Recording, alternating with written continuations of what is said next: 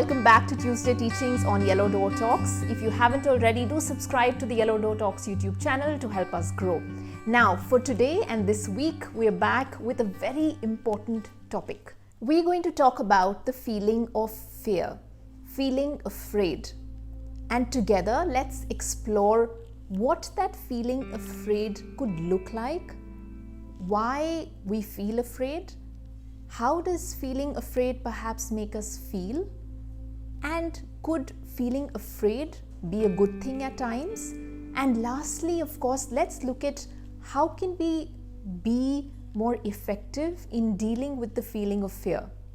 Now, to be honest with all of you, many of us parents don't have this figured out entirely. We ourselves are learning as we go along daily and trying our best to explore how we deal with our fears and in turn be able to help you with your fears. So we'd love for you to have this early chance to explore some of these feelings, and let's together share and learn. So let's jump right into this topic to read a bit about it and then explore it with our parents. A Kid's Guide to Feeling Afraid by the Rosen Publishing Group, featuring Agent Afraid. Introducing Agent of Feels, feeling every emotion like superheroes. We all have emotions or feelings all the time. Our feelings are very important. They help us think about the world around us and know how we want to react. Sometimes we feel good, other times we feel bad. It's bedtime, but it looks like Agent Afraid doesn't want to get into bed. It's dark in the bedroom. Everyone else is ready for bed, but our hero is feeling too afraid. Let's find out more. How do we feel when we're afraid? Your heart might beat really hard. Your body might shake. You might feel you have a trembling in your belly. Or you might want to run away or cry. You might breathe really fast. Being afraid doesn't feel very good.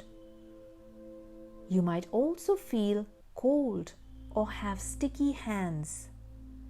Or you might want to hide. How do we look when we're afraid? Perhaps our eyes are wide, our face is pale, our mouth is open, we are biting our nails, and our eyebrows are raised. You can tell someone is afraid because they might make a noise, cry, or they might run away from what is scaring them. This is called body language. Why do we feel afraid? Feeling afraid is an important emotion. Thousands of years ago, humans lived in caves. Lots of things there were dangerous.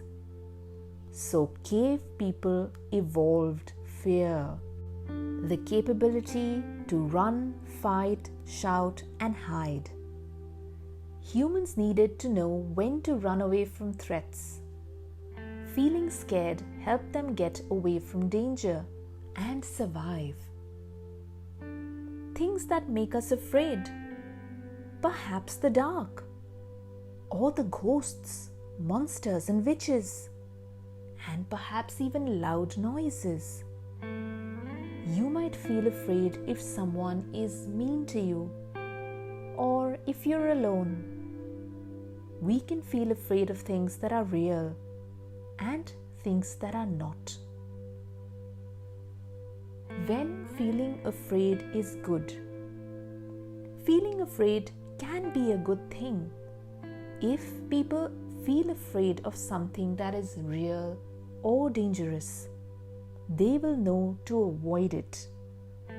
For example, perhaps you are afraid of the dog. That will allow you to not touch the dog. Sometimes we learn what to be afraid of from other people like our families. This helps us to find out what is safe and what is not.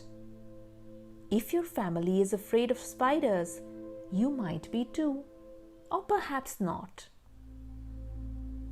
When feeling afraid is bad, feeling afraid of things that aren't real or can't hurt you.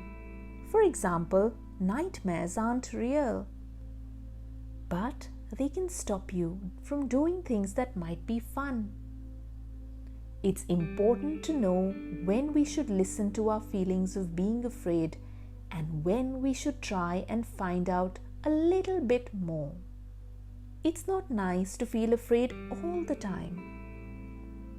Dealing with feelings. Agent Afraid needs to be brave. Her friends will help her to feel better. Agents of Feels, go! So, what do? Take a deep breath.